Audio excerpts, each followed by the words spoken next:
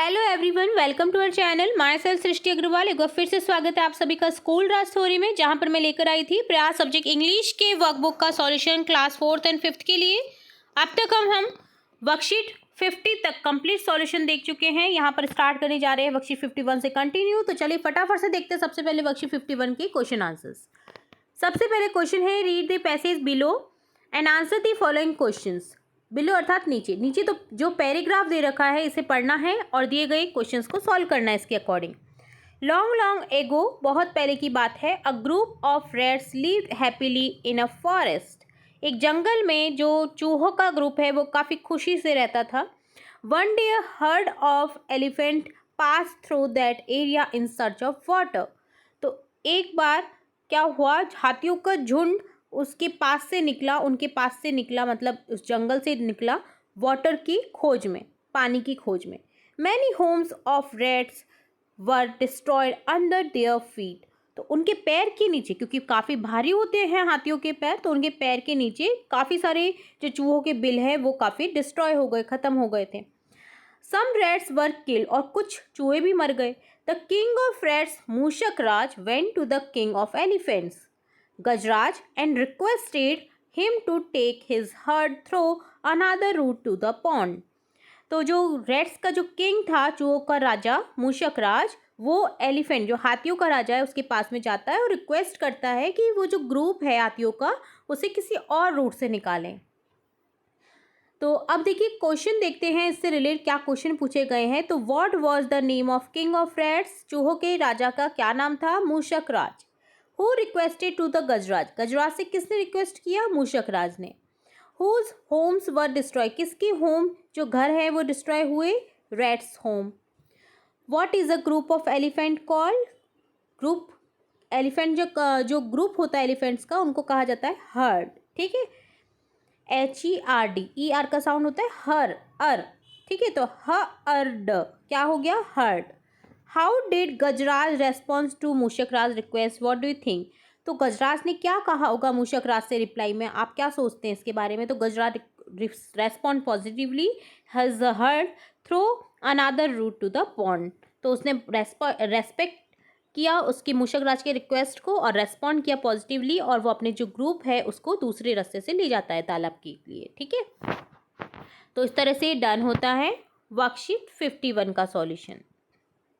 Next देखेंगे worksheet 52, जिसमें question है, देखिए, use preposition such as before and after. आपको बिफोर आफ्टर का यहाँ पर यूज़ करना है। तो देखिए, हाथ कब हम धोते हैं? खाना खाने के बाद, छींकने के बाद, ठीक है, कफिंग के बाद। तो यहाँ पर क्या हो जाएगा? के बाद के लिए आफ्टर, इसका अर्थ होता है के बाद या के पीछे। तो यहाँ पर हो जाएगा wash your hands after sneezing और कफिंग। जब हम छींक करते हैं तो हाथों को सामने रख देते हैं, कफ करते हैं तो हाथों को धोना चाहिए आफ्टर इसके। ठीक है, स्नीजिंग यानी छींकना।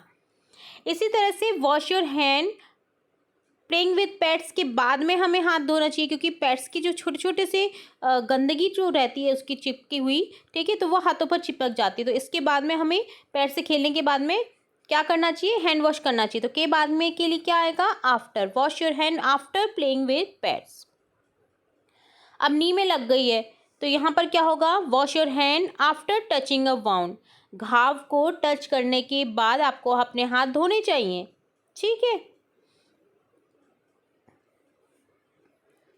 इसी तरह से यहाँ पर हो गया, देखिए, wash your hand after using the toilet. Toilet को यूज़ करने के बाद में आपको क्या करना चाहिए? हाथ धोना चाहिए। Wash fruits and vegetables before eating. खाने से पहले हमें फ्रूट्स और वेजिटेबल को क्या करना चाहिए? धो लेना चाहिए। तो यहाँ पर बिफोर आ जाएगा।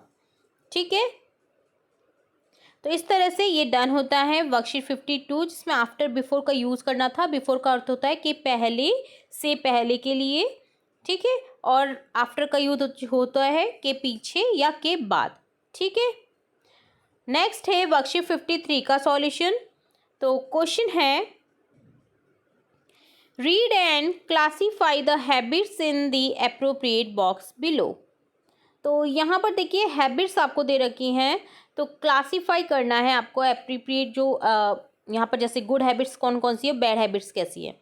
तो देखिए यहाँ पर हम डायरेक्टली देखते हैं, 10 जो है हमारे सेंटेंस दे रखे हैं। तो इनमें से गुड हैबिट्स है, brush our teeth in the morning, सुबह में ब्रश करना. Wash our hands before eating our food, खाने से पहले हाथ धोना. Do exercise every day, exercise करना.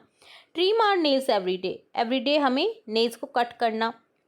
रीड न्यूज़पेपर एवरी डे, ताकि हमें जानकारी मिलती रहे दुनिया में क्या चल रहा है, तो न्यूज़पेपर पढ़ना इज़ अ गुड हैबिट. तो वर्क, अब देखिए बैड हैबिट क्या क्या है.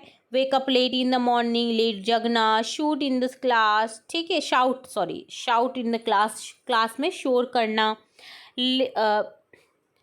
यहाँ पर इसी तरह से लिटर द रूम को बिखरना, ठीक है. Do not help mother in her work, माँ की मदद ना करना, मम्मा की मदद ना करना काम में.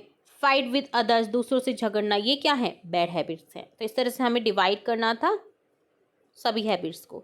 तो ये डन होता है वर्कशीट 53. अब देखेंगे वर्कशीट 54. क्वेश्चन है, match the following columns to complete the sentence and write them in the space given below. तो कॉलम को आपको देखिए क्या करना है, कंप्लीट करना है. Alwar is a district, Alwar क्या है, एक जिला है. There are 12 months in a year, साल में कितने मंथ्स होते हैं, महीने होते हैं 12. A week has 7 days, week सप्ताह में कितने दिन होते हैं, 7 दिन. Fishes live in water, fishes कहाँ पर रहती हैं, वाटर में. Moomal is in class first, Moomal किसी का नाम है जो कि कहाँ है, क्लास फर्स्ट में. मिल्क इज वाइट, दूध कैसा होता है, white. Peacock is our national bird, मोर क्या है, हमारा राष्ट्रीय पक्षी है. तो यहाँ पर ये सेंटेंस को आपको इस तरह से लिख देना है जो मिलान किए हमने. Alwar is a district, there are 12 months in a year, a week has 7 days, fishes live in water, Moomal is in class first, milk is white, peacock is our national bird. ठीक है, तो ये डन होता है आपका वर्कशीट 54 का solution. Done. अब देखेंगे वर्कशीट 55. क्वेश्चन है, यूज दिस और these two make the following. This that का यूज करना है, दिस दीज का यहाँ पर, ठीक है.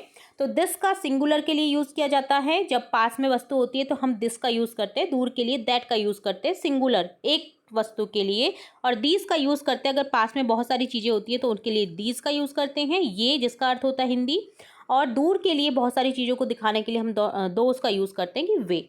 ठीक है, तो यहाँ पर इसी तरह से हम यूज करेंगे. एक चूहा है तो दिस इज अ रैट, बहुत सारे चूहे तो बोलेंगे दीज आर रैट्स, ठीक है, बहुवचन हो जाएगा. इसी तरह से दिस इज अ काउ, यह एक गाय है, दीज आर काउज, ये गाय हैं.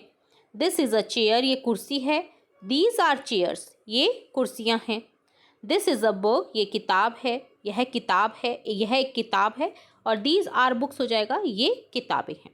तो इस तरह से आपको दिस और दीज का यूज करना था, जिसका हिंदी आज बता दिया है मैंने. दिस का यूज होता है यह पास की वस्तु के लिए, सिंगुलर के लिए, एक वचन के लिए. दीज होता है ये, बहुवचन के लिए यूज किया जाता है, जो कि दूर की वस्तु दिखाने के लिए. ठीक है, थोड़ी मतलब दूर यानी दूर के लिए नहीं, पास में अगर बहुत सारी वस्तुएं रखी रहती है बहुवचन में तो हम दीज का यूज करते हैं. दूर के लिए दिस, दैट का और दोज का यूज किया जाता है. ठीक है, तो ये आपको याद रखना है. तो इस तरह से डन होता है वर्कशीट 55 तक कंप्लीट सॉल्यूशन. नेक्स्ट वर्कशीट के सॉल्यूशन हम नेक्स्ट पार्ट में देखेंगे. तो जुड़े रहिए जब तक हमारे चैनल के साथ. वीडियो को पूरा देखने के लिए धन्यवाद.